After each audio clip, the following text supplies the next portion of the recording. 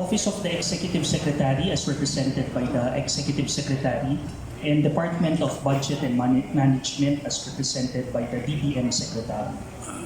Next please.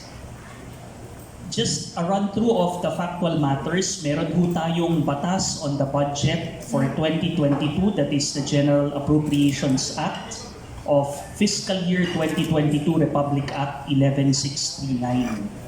And under that Republic Act, nandun yung budget ng Office of the Vice President.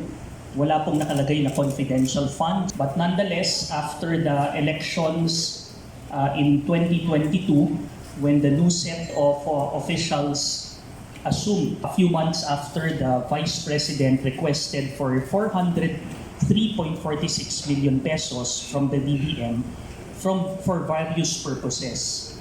250 million pesos was requested as confidential funds. Out of 250 million pesos, the DBM released through a special appropriations release order funds to the OVP amounting to 221.42 million. And that was released in December 2022.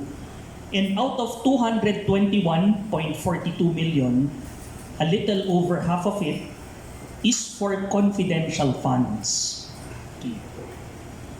And then, fast forward tayo this year. In July 2023, the COA released their audit findings for 2022 and reported that the Vice President fully utilized the confidential funds, the 125 million. Hearings that such was actually spent in a matter of 11 days in December.